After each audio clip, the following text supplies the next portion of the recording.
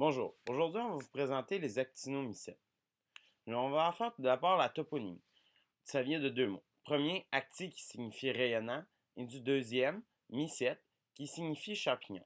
Quand on joint ces deux mots ensemble, ça donne littéralement champignon rayonnant. Enfin, on devrait appeler ça un actinobactérie, mais les scientifiques se sont trompés au début quant à sa vraie signification.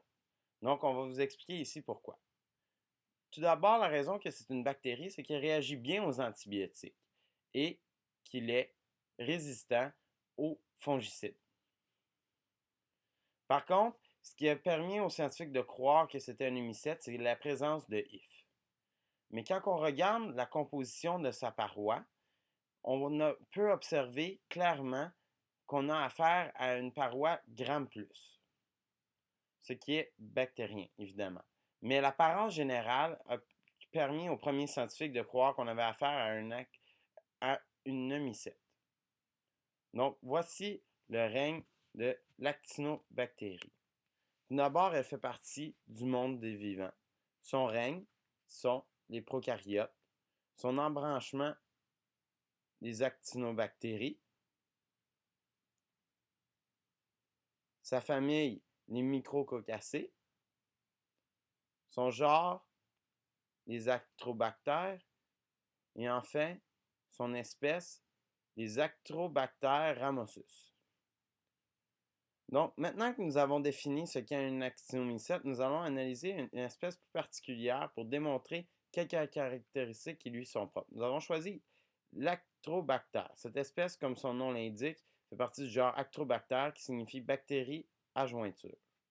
La taxonomie de cette bactérie, comme celle de tous les actinobactéries, est difficile à établir. Mais nous croyons que c'est M. Jensen qui a réussi à identifier le premier cette espèce. Elle se trouve dans le sol, mais plus particulièrement dans le humus. Elle est d'une importance cruciale puisqu'elle est capable de dégrader la chitine, composante des champignons et des insectes, et de la lignine, composante du bois, ainsi que de la cellulose et des tanins, composantes des plantes. Elle fait donc partie des décomposeurs comme le ver de terre, les mouches et autres. Sans elle, une grande partie du bois mort et des cadavres de bestioles seraient encore intacts aujourd'hui, encombrant notre environnement. Voici une expérience que nous avons faite qui vous démontrera comment cette bactérie agit. Nous avons en fait avec cet hydrogène à 30%.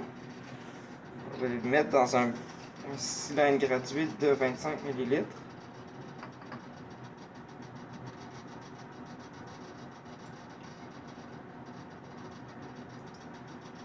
Voilà.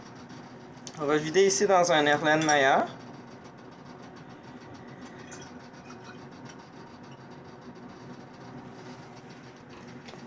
Et ici, on a du sang de mouton qu'on va aussi vider dans l'Erlenmeyer à une quantité approximative d'1 millilitre. Peut-être un petit peu plus.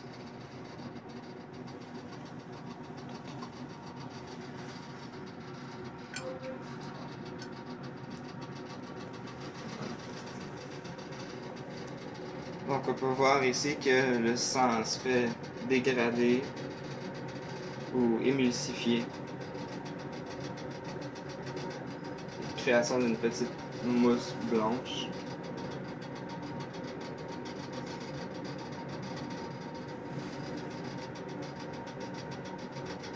Et voilà.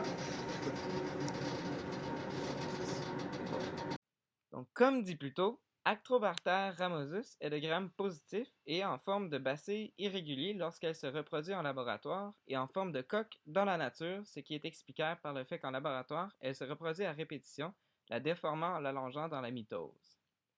Dans la nature, en plus d'être en forme de coque, Ramosus se regroupe en rassemblements stationnaires avec de petites excroissances semblables à celles des humicètes, comme dit plus tôt. Cependant, elle ne possède ni flagelle ni filaments, ce qui la condamne à rester au même endroit jusqu'à sa mort, dont je vais vous parler plus tard. Malgré cet handicap, la colonie de cette bactérie va pouvoir tout de même se déplacer avec les années dans le but de chercher de la nourriture et de s'éloigner dans les endroits défavorables. Donc, elle va faire de la chimiotaxie positive et négative. Comment? Par une sélection naturelle et par en se transformant en endospores. Je m'explique. Si un environnement défavorable arrive par la droite, exemple, immigration de myxomycètes, et qu'un environnement plus favorable est présent à gauche, par exemple une température de 26 degrés Celsius qui est plus stable, alors les bactéries à droite vont se transformer en endospores et celles à gauche vont se diviser vers la gauche pour peupler le terrain plus propice. De plus, lorsque ces bactéries meurent, en fait, elles délaissent toutes leurs cellules pour ne garder que leur ADN et quelques protéines, les rendant ainsi virtuellement invulnérables et sous forme poudreuse, ce qui peut être un autre moyen de se déplacer avec le vent, se reformant en bactéries une fois avoir atteint un environnement vivable pour celles-ci.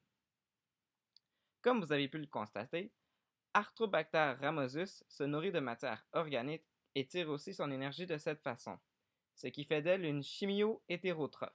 On peut donc en conclure qu'elle doit effectuer la respiration cellulaire pour survivre, ce qui fait d'elle une bactérie aérobique.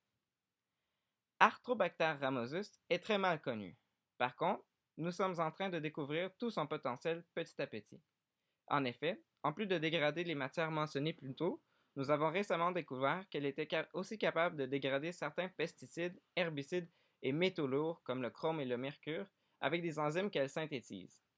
Ceci pourrait être utilisé pour désintoxiquer l'environnement, par exemple après ou même pendant la récolte de produits agricoles, rendant les sols plus aptes à être réutilisés et minimisant les impacts des récoltes industrielles.